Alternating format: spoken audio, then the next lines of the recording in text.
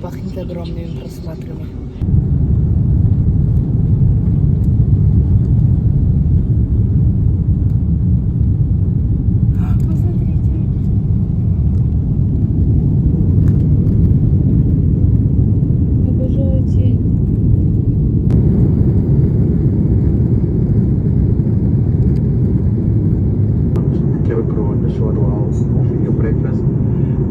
Нас будут кормить.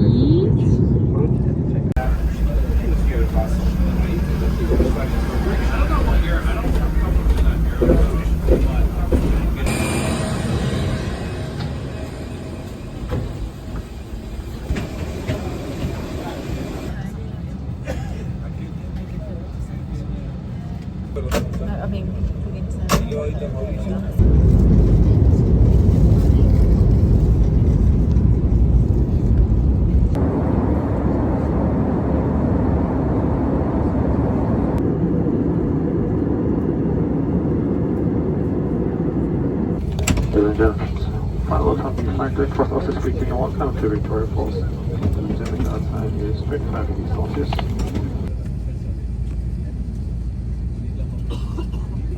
Ребята, мы в Зимбабве! При прилете все прибывающие заполняют анкету на визу и оплачивают $50. Выглядит это, конечно, как какое-то столпотворение, потому что очередь несусветная, но мы все успешно отстояли, все успешно получили, и после этого оформления мы сели в трансфер и поехали заселяться. В номере у меня случился шок от шока. Вы только посмотрите на это кресло. В общем, показываю вам быстро краткий обзор жилья. Значит, это был балкончик, кухня, тут какая-то подсобка, 2 спальни, потому что в этой поездке я не одна. Здесь везде непонятные бегающие существа. Есть еще и существо не бегающее. Короче, встречали нас всем селом. Ну, а я ломаю супер лебедя и мчу в душ, потому что мы должны еще успеть сходить в магазин перед сном.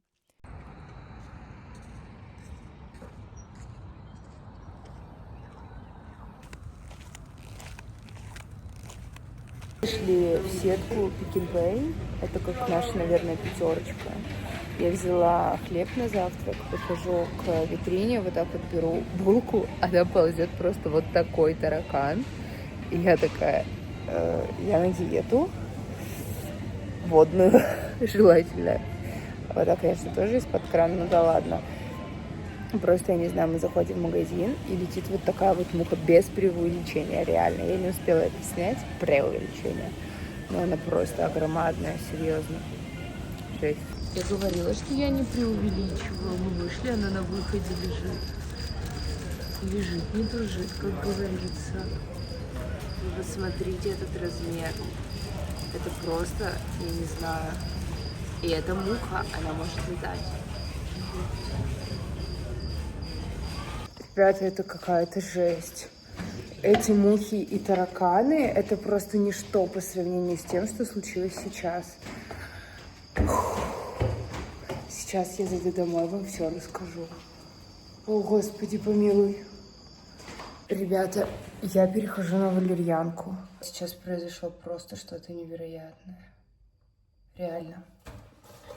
Пришли домой после магазина, закупались продуктами для завтрака. Сейчас я их пока разберу, попытаюсь как-то вкратце объяснить, что произошло. Мы возвращались пешком. Вдоль дороги на улице абсолютная темнота, ничего не видно. И очень резко к нам начинает останавливаться каждый автомобиль и что-то говорит на своем зимбабвском. Соответственно, ничего не понятно, но очень интересно. И потом к нам подходит вообще молодой человек, говорит: я типа с вами пойду, я вас провожу. Я говорю: не нужно провожать, мне страшно. Короче, оказалось, что мы шли по дороге, и прям навстречу к нам шел буйвол. И каждая машина, проезжавшая, хотела нас предупредить о том, что у нас какая-то огромадная опасность на пути. И хотели как бы предложить нам подвезти нас. Обратной дороги, соответственно, уже не было. И мы приняли решение отказаться от всей помощи и идти пешком сами. Ну, конечно, сказали, что мы в России с медведями боремся, и нам, в принципе, ничего не страшно в вашей Виктория Фоллс. Страшно было очень сильно. Реально, я очень давно так не потела. Это, ну, мы включили фонарики, чтобы смотреть по сторонам. И этот мужчина, который подошел, он сказал, типа, я вас провожу до дома, типа, если что-то пойдет не так, мы умрем все вместе. У меня просто еще какое-то такое скептичное отношение ко всем помогающим вдоль дорог, которые непонятно, что от тебя хотят. Но в конечном итоге он свернул, сказал, ладно, мне налево, вам направо. Мы вроде дошли более-менее, но у меня до сих пор немножечко внутри трясется сердце от страха, потому что мы спросили, типа, а у вас часто сафарские животные ходят по городу? Нам сказали, не часто, только буйволы и слоны. Ну ладно, спасибо. Короче, вообще супер страшно. Я не знаю, как я сегодня усну. Эмоций просто вагон. Ночью я больше не выйду. Я вообще не уверена, что я и днем-то выйду. Короче, говорила раньше, что ничего не боюсь. Боюсь. Боюсь идти по Зимбабве ночью вдоль дороги навстречу буйволу. Боюсь. Официально. Ладно, я как раз пошла разбирать все купленные продукты. На удивление, здесь очень странная ценообразование по сравнению с ЮАР. Здесь в разы дороже. Ну, типа вот 2 яблока, они разных, стоят по 100 рублей русских. Типа одно яблоко 100 рублей. Я считаю, это какая-то неоправданная цена. 2 помидора, пожалуйста. Как бы это, я на самом деле не знаю, насколько умножается, но вроде бы на 5. На 5 примерно это, короче, нужно умножать. Вот, что тут еще со ценой осталось? Вот, например, набор продуктов. Но это как бы адекватная цена, но это непонятно, что за качество, и нет ли там тараканов случайно. Вот. На яйцах, по-моему, нет ценника, но я помню, что они стоят $4. И для 6 яиц, слава богу, не разбитых, это как будто бы too much. Сыр, пожалуйста, $4 был. Пожалуйста, вот. Вообще, на самом деле, я обычно не освещаю какие-то финансовые вопросы и составляющие поездки, потому что мне кажется, что всегда можно попутешествовать и сильно дороже, и сильно дешевле. Это как будто зависит просто от выбора человека, и можно найти абсолютно разные варианты как перелетов, так и проживания, так и питания. Но поступила информация, что это очень сильно интересно. И я, конечно, постараюсь внедрять... Господи, я просто после хлеба с тараканами, ну, как будто... Надеюсь, в тостере они все сжарятся. Вот авокадо тоже, да, я не знаю, сколько стоит сейчас в России, ну, типа... 125 рублей, да, получается, если мы умножаем. Не знаю. Ну, короче, после ЮАР как будто мне показалось дороже. Возможно, плюс-минус одинаково, но кажется, что не совсем. Все, продукты разобрались. Осталось разобрать себя, как-то успокоиться в внутреннее состояние и уснуть до завтрашнего утра. И желательно бы выздороветь. Это очень желательно. Потому что как будто бы мой организм говорит: deep rest, please. Спокойной ночи. Если вы думали, что зубочистки делаются на заводах, то нет. Зубочистки растут на деревьях. Вот вы подходите, срываете нужный вам размер, подходящий под ваш зубной промежуток. Засрут, что я дерево сломала. И чистите себе зубы. Прекрасно. Сегодня случился какой-то мега размеренный день после всех насыщенных дней до этого. Мы полдня просто раскачивались, а потом решили выйти прогуляться до старого Баобаба. К сожалению, не успела снять там никакого видео, и кроме фоток там нечем порадовать вас. Сейчас мы пришли в местное заведение, где максимально высокая оценка. Заказали крокодайла, местную рыбу и местный бьютон из говядины. Сейчас принесут, и я сделаю обзор. слава богу, обычная говядина, уже непонятные грибы, очень странная рыба и, внимание, сейчас я буду пробовать что-то непонятное, кажется, что это личинка шелкопряда.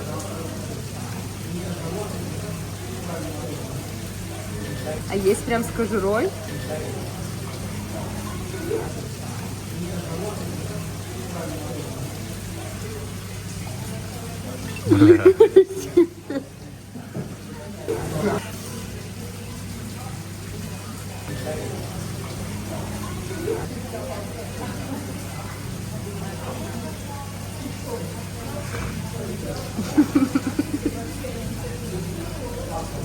Ну, первое ощущение, это очень много песка и вот тоненькая шкурка, как вот у уливки. Есть какие-то такие, тонкая хрящ какой-то тонкий.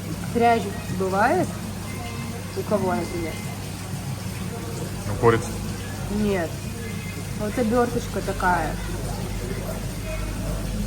Ну, типа как у яйца, знаешь, вот ты скорлупу ешь. Вот типа безвкусная скорлупа с песком.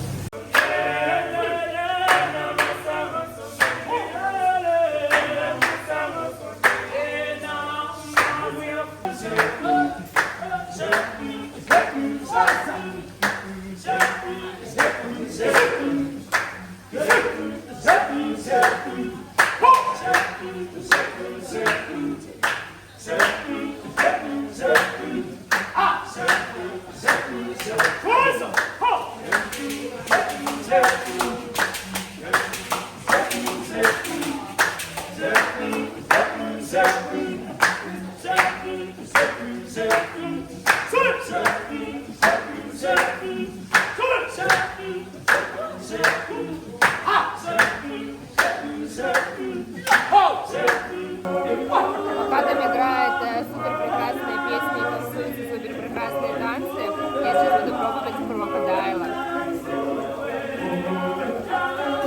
Ребята, это крокодил. Никакие танцы и песни не заменят этого.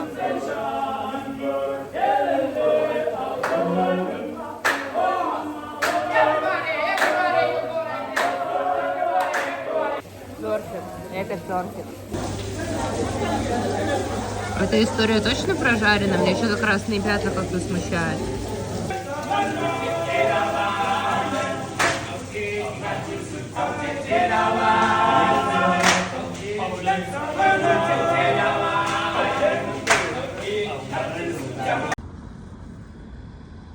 На следующее утро мы отправились осуществлять главную цель этой поездки – увидеть водопад Виктория. Добирались мы туда пешком, потому что Виктория Фоллс – это, по сути, деревня, и расстояния там супер небольшие. Вход в парк для взрослого стоит $50. На входе вас встречают черепа различных животных и возможно взять экскурсию, но мы решили изведать эту местность все-таки самостоятельно. Если что, это череп слона. Добрый вечер. Я на самом деле не знаю, каким боком снять нормальный контент, потому что здесь из-за большого количества воды везде происходит дождь. Как-то автоматически случается, что все становятся сырыми. Было заранее написано, чтобы мы взяли дождевики, конечно же, мы их взяли. И как бы мы сейчас их планируем надеть, но я абсолютно не представляю, каким боком это можно снимать на видео, потому что вот, смотрите. Вот такой мелкой россыпью здесь постоянно. Как будто бы идет дождь. И это мы еще даже не дошли до водопада. То есть, ну, как бы, это еще вот тропинка, куда идти. Но влажность уже дала о себе знать. И поэтому, скорее всего, сейчас я надеваю дождевик и убираю телефон. Влог с Виктория Фоллс окончен. Ой, ладно, шутка, я постараюсь что-нибудь снять, но не обещаю. Короче, все, наша подготовка прошла успешно. Сейчас мы надеваем дождевики и выходим фоткаться с водопадом. Очень красиво, очень инстаграмные, очень сильно подготовленная к коммерции. Let's go!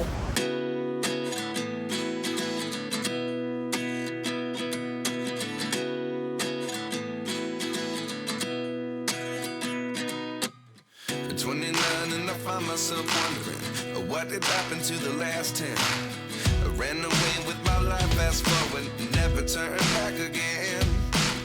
It's kind of funny that the more we pass time, the more we need to set them rewind. And 19 was the year I had to leave you, but now I'm seeing all the signs. Is this really happening? I can't believe it's true. I'm just as surprised as you. Is this really happening? I can't be too sure, but one day I'll be yours again.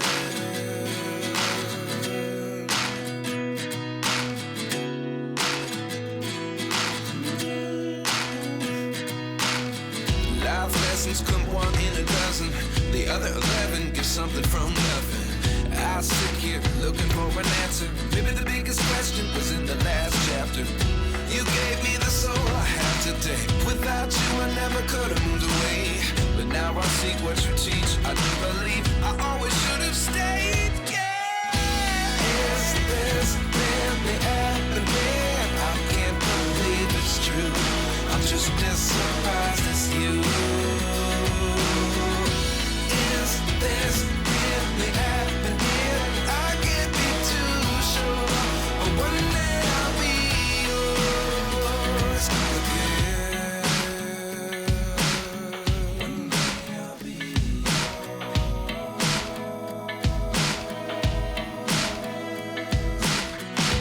One day I'll be yours.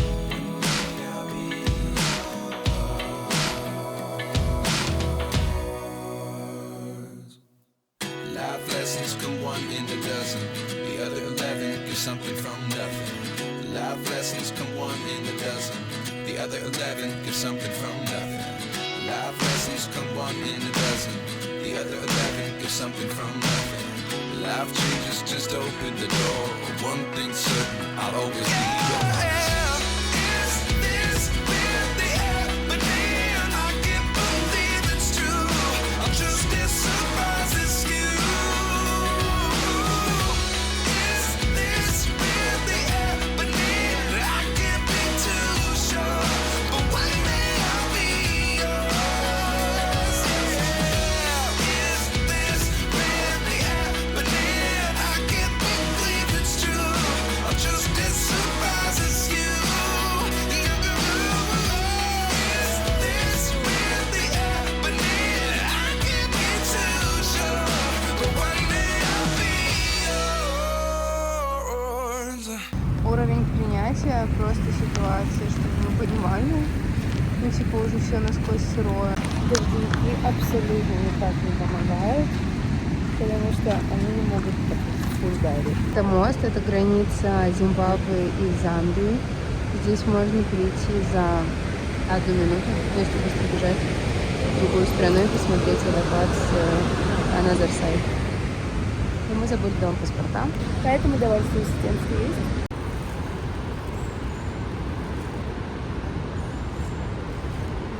Мы вышли в более-менее сухую местность. Пытаемся отряхнуть дождевик, и там просто олененок Бэмби.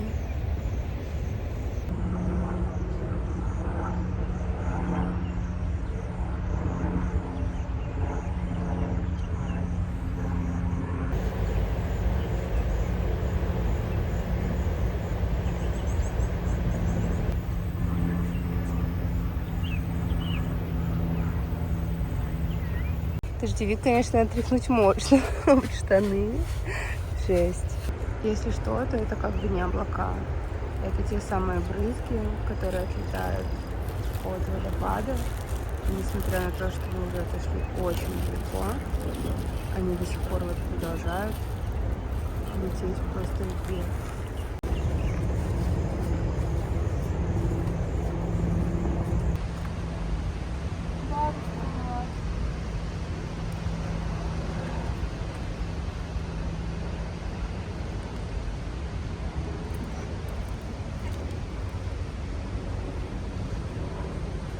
Это не кабан, это вот этот, который... Да, да, да.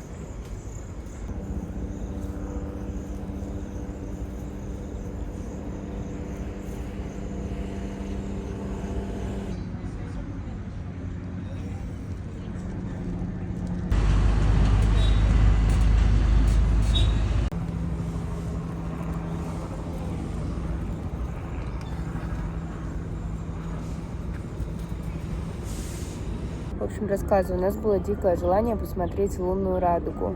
Лунная радуга — это такое явление, которое возникает при полнолунии в определенное время, когда луна светит настолько ярко, что с водой происходят те же самые процессы примерно, что и с солнцем. И так получилось, что мы подгадали и приехали в это же самое полнолуние, но на 2 дня раньше. То есть это 3 раза в год можно увидеть это явление, и оно будет послезавтра. И мы придумали, конечно, план сидеть до темноты, и якобы 2 дня до полнолуния не так-то уж сильно влияют на яркость Луны, и, скорее всего, возможно, мы бы что-то увидели, но парк закрывается в 6 часов,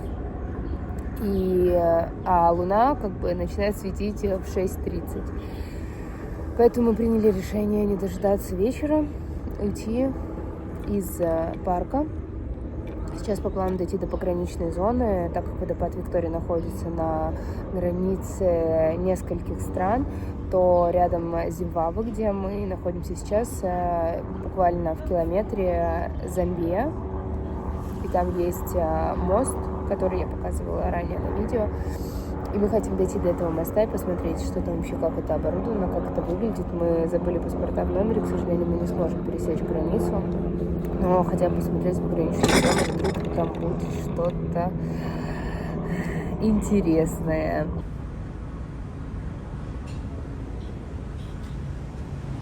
Это мы сидим как бы за столом, ждем, пока нам принесут еду. А тут просто как бы обезьяны бегают. Yeah, thank you. Животноводческий обед получается. Это мы просто едим, и вот здесь вот едет поезд. Да. Это просто животный мир не заканчивается сегодняшним нашим ужином.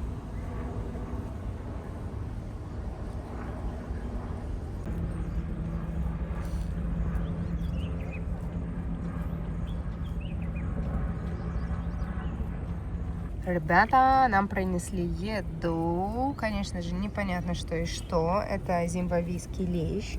И рядом с нами, посмотрите, пришли бородавочники. Не знаю, как на английском они называются. Но они супер интересным способом пасутся. Посмотрите, они на коленях едят траву, чтобы не наклоняться. Amazing, I think. Блин, это просто amazing. Ты сидишь такая, пьешь кипяточек вечерочком, а тут рядом с тобой просто на коленях. На коленях.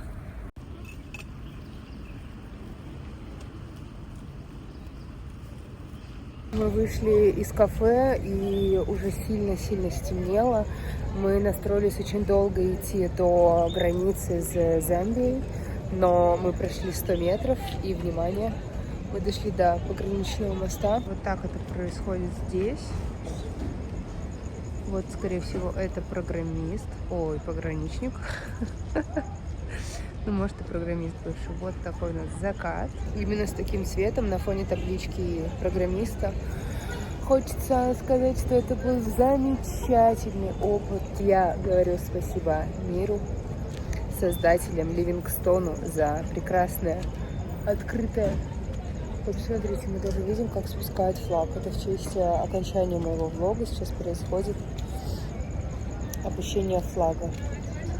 На этом моменте вы ставите лайк, подписывайтесь на канал. Вот, внимание, 3, 2, 1. Ура! Зимбабве, Зимбабве, Зимбабве.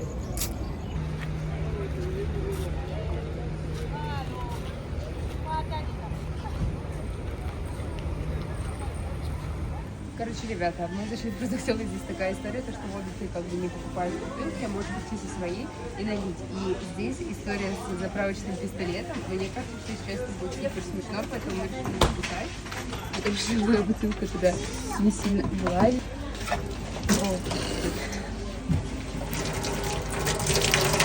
Кажется, я потратила уже больше 1,5, за которую хотела заплатить.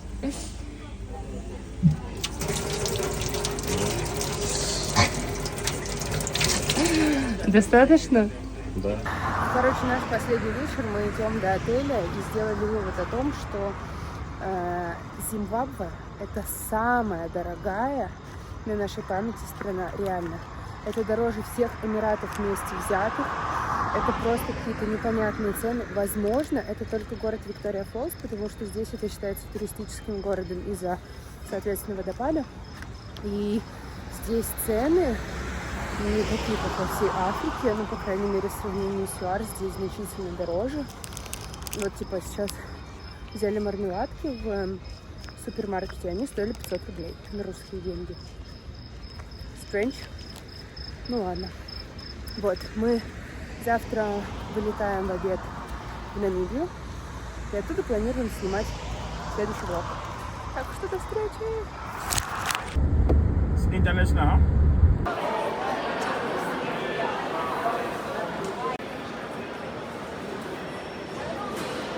Короче, поездочка в Намибию начинается с того, что мы летим в какой-то no-name low-cost компании, потому что прямых рейсов больше нет ни у одних авиалиний, и нам пришлось надеть 99 слоев одежды для того, чтобы принести чемодан. Это у нас был перевес, но нам его простили. И сейчас мы, like Onion, стоим в очереди, потому что это настолько маленький аэропорт Виктория-Фоллс, что здесь один гейт на проход на все рейсы, и это выглядит так. Просто понимаете, это как бы там за углом. Я сейчас даже дойду вам. Это еще заворачивается. Вот вы видите, да, по виду. Но зато здесь при выезде и при входе провожают вот такими танцами. Конечно, они зарабатывают деньги, скорее всего. Но я воспринимаю это как доброжелательность местного народа. И очередь не заканчивается даже здесь, потому что работает просто одна рамка, и как бы все эти люди стоят только в одной очереди. Класс. Долго в очереди нам стоять не пришлось. К нам подошел представитель нашей авиакомпании и сказал, что у нас уже идет посадка. И нас просто привели без очереди. Еще главный прикол, что сюда мы летели просто с неимоверным каким-то опозданием. У нас тоже было сопровождение, но там были свои обстоятельства на досмотре. Мы не слишком чистые были, так скажем. И сейчас мы тоже, как вид персоны, по всему аэропорту. Здесь прекрасные женщины, прекрасные шляпы. А теперь мы идем до нашего джета по улице. Прикиньте, в сопровождении. Я вообще в шоках, конечно. Это, если честно, это какая-то жесть, потому что после того, как мы прошли паспортный контроль без лиц, чисто наши паспорта отдали работнику, и нам уже их вернули с печатью. И когда мы подходили к самолету, нам сказали, что у нас забирают всю ручную кладь, ее опечатали, оцифровали. Я расписалась, не поняв за что, по причине того, что она не влазит в самолет. Самолет оказался слишком маленьким. Не джет, конечно, но здесь всего 3 ряда. Примерно как в Кострому, когда мы летели. 20 человек. Здесь плюс-минус та же история, просто это еще с жесткими правилами не пройти, не проехать, забрать все ненужное из багажа. И сейчас вот мы сели в своих 9 еще слоях одежды, причем надеюсь, что мы долетим весело, классно, замечательно и спокойно. Be securely stowed for takeoff and landing in either the overhead stowage or underneath the seat in front of you, with nothing blocking the emergency exits.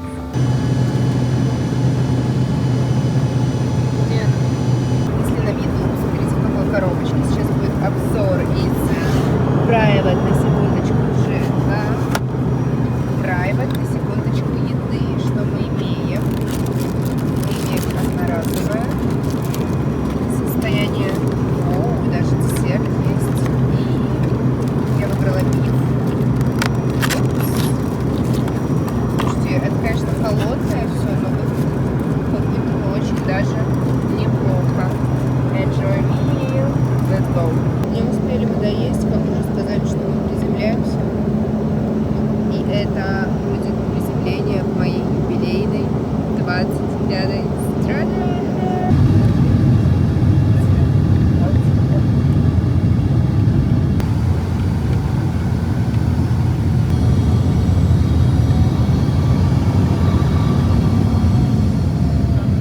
Я чуть-чуть даже подсыкнула. Было немножечко шатало. Но поступила информация о том, что это просто из-за того, что был маленький самолет и произошла большая чувствительность на мой организм. Не знаю, что слышно меня или нет. Мы забрали наши ручные клади, которые у нас забрали при посадке. И из-за этого нам пришлось немножко задержаться. Поэтому сейчас нас не выпускают в аэропорт, потому что здесь проезжает самолет. Просто вот из-за того, что стоит самолет с двигателем, нельзя перейти вот здесь вот эту вот часть. Поэтому мы стоим здесь и просто в тотальном принятии ждем, пока улетит этот самолет. Мы наконец-то спустя 100 миллионов часов прошли паспортный контроль. Наши чемоданы уже были загружены на тележечку. Видите, грузят вот эти вот, если как бы 2 чемодана вместе, это значит, вот это вот люди типа вместе. Они смотрят по биркам, вот так вот загружают. Приехал наш автомобиль, и мы едем в город Свакампут. Короче, мы едем в прибрежный город, смотрите на Розовое озеро и как живут люди в Намибии.